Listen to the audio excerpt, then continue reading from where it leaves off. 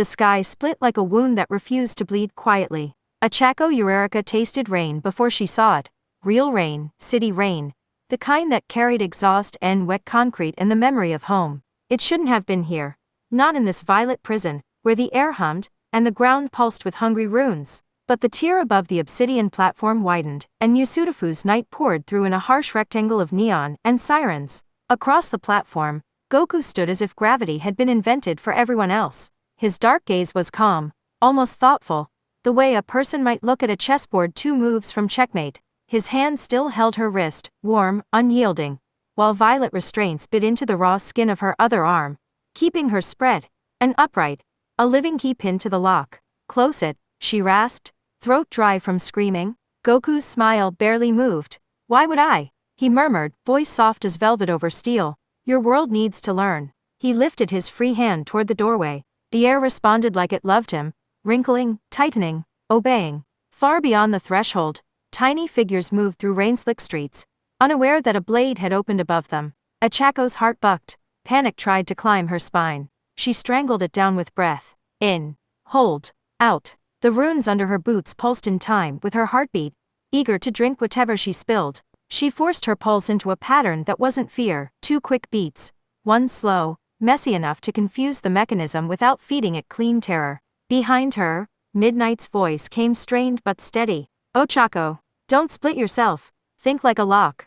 Ryukyu stood close, trembling under pressure, but unbroken, eyes hard with quiet calculation. Mount Lady braced against a pillar, jaw clenched, rage held tight, like a weapon waiting for a crack. Goku glanced at none of them. His attention was on the door, on Musudafu, on the simple truth that if the sky could open anywhere, nowhere was safe. A masked soldier stepped into the rain. Its boots splashed onto a rooftop on the far side. It turned its smooth, violet line mask toward the street below, scanning for movement like a machine seeking a target. Achako's stomach turned. She lifted her hand instinctively, quirk fluttering, desperate to reach. The messenger's pressure clamped down. Her power died mid-spark like a candle snuffed by a thumb. She gasped, fingers curling uselessly.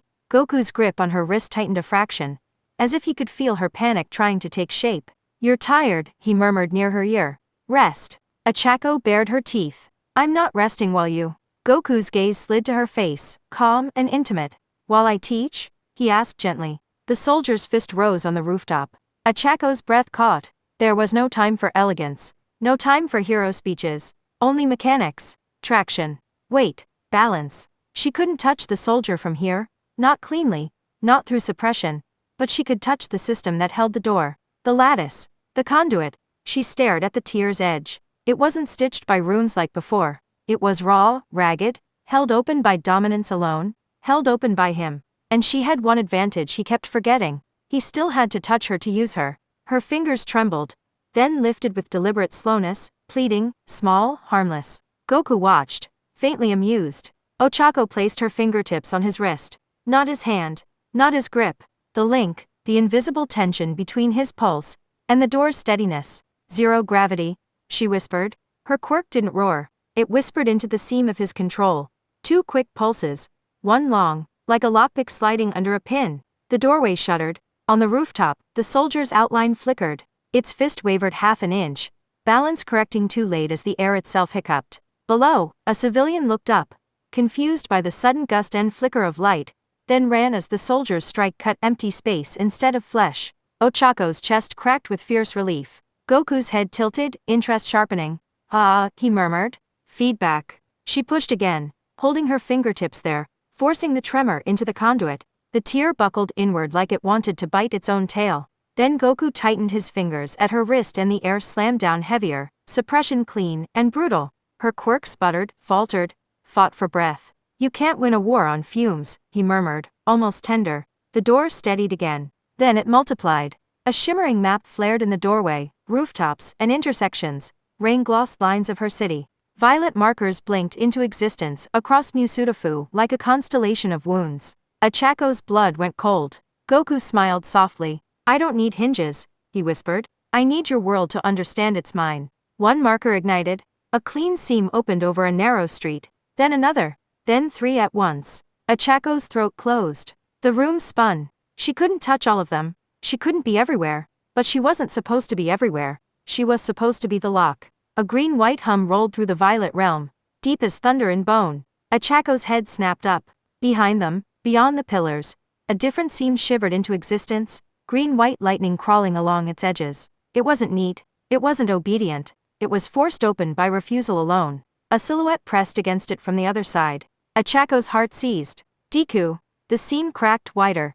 Izuku Midoriya fell through. He hit the obsidian on one knee, rain and blood clinging to him like a second skin, chest heaving. His eyes blazed green, wild, furious, relieved, and horrified all at once when they found her wrists, the restraints, Goku's hand on her like a claim. Ochako, he breathed, her name a vow, and a wound. She tried to smile. Don't, she rasped. Don't do something stupid. His jaw clenched. He rose shakily, energy flickering in sharp pulses around his fists. Behind his eyes, shadowed presences crowded, vestiges pressing close like ghosts with clenched teeth. Goku turned toward him with serene interest. Welcome, he murmured. Deku took one step toward her. The air tightened. Goku lifted 2 fingers. Deku launched anyway, speed snapping, power stacked, punch aimed straight at Goku's jaw with everything he had left. Goku caught the punch with the air. Deku slammed into invisible resistance, shockwave popping through his own bones. He snarled and pushed harder, Black Whip exploding to bind, to yank. The messenger's violet eyes brightened. Black Whip frayed midair as if its nerves had been pinched. Deku staggered, pain flashing like lightning. Achaco's stomach turned. Stop! Goku's palm tapped Deku's chest. A touch. A verdict. Deku locked, breath catching, muscles trembling as if his body had been politely asked to stop obeying him. Achaco's heart broke at the apology in his eyes. Then, behind him, the green-white seam flared again. A presence stepped closer through him. Not fully a person, but a weight of history that made the realm hush. Nana's silhouette sharpened behind his spine like an oath made visible. The obsidian runes flared green-white for a heartbeat. Goku's smile widened. Hungry? Yes, he whispered. Bring me your ghosts. Ochako sucked in a ragged breath and forced her pulse steady. Her wrists burned.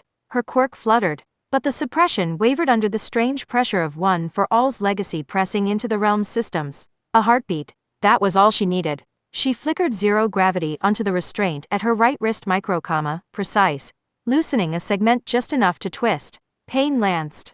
Skin tore. She bit down on a scream. Loosen. Twist. Loosen. Twist. Deku's eyes flicked, understanding snapping into place. He redirected his struggle, Black Whip anchoring into the platforms, rune lines, instead of Goku's body. He pulled hard, making the platform's geometry lurch. The restraints flickered. Ochako twisted and slipped free. Air hit her raw wrist like cold fire. Before Goku could clamp down again, she slapped her freed hand onto his fingers at her other wrist. Zero gravity.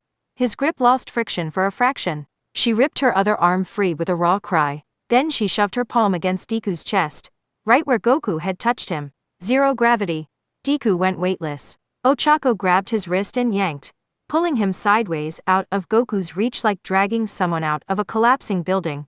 For one perfect heartbeat she had him close enough to feel his trembling, his heat, the rain in his hair. Then Goku appeared between them, and the open storm, calm reasserting itself like a blade sliding back into its sheath. That, he murmured, delighted, was beautiful. Ochako planted herself in front of Deku without thinking, bleeding wrists clenched into fists. Deku hovered half a step behind, hand gripping her sleeve like an anchor. In the doorway, the map of Musudafu pulsed faster, markers igniting. The city was about to be cut open everywhere. Achako's mind screamed a single command at her heart. Not again. She met Deku's gaze and mouthed words that tasted like ash. Kill the door. Deku's eyes widened, horror and understanding colliding. Achako? No. Do it, she whispered, voice shaking. Please. Deku swallowed, then turned his power away from her, away from Goku's body, into the rune network itself. Green-white energy slammed into the conduit like a flood. Across Musudafu, the markers flickered out of sync, then imploded as the network lost coherence. Doors spasmed shut like eyelids slammed against smoke. Soldiers vanished mid-step. The sky stitched itself closed, ugly and desperate. The city breathed again. Then the backlash hit. The platform screamed. Violet fissures cracked across obsidian. The messenger's comm fractured. Suppression wavered.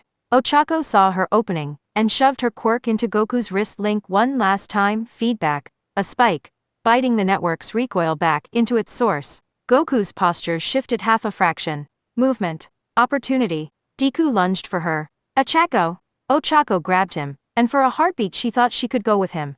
Through the green-white seam that was already trembling shut behind his shoulder. Home. Safety? Then she understood the trap beneath it.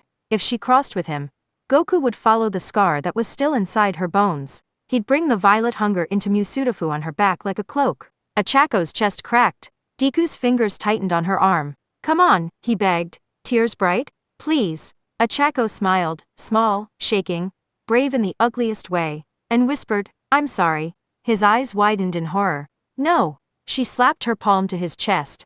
Zero gravity. He went weightless, and she used everything she had left to throw him toward the closing seam. Not gently, not carefully, like hurling someone out of fire. Deku flew backward, arms flailing, screaming her name as the green-white seam swallowed him. It snapped shut with a thunderless crack. Silence fell like a body. Ochako stood trembling on obsidian, wrists bleeding, chest heaving, staring at empty air where he had been. Goku's warm hand closed around her wrist again, steady as a heartbeat that wasn't hers. You saved your world, he murmured, close enough to be intimate. Achako's voice came out raw. I kept you out. Goku smiled softly, and it was the most terrifying thing in the realm. Of course, he whispered. That's why you're mine. He lifted his free hand. Between his fingers hovered a tiny shard of green-white light, pulsing like a stolen heartbeat. Achako's blood went cold. No. Yes. Goku murmured, reverent. A myth splinter. Enough to grow. Above them violet stormlight shifted, forming the outline of a new seam in the sky. Not open yet, but promised.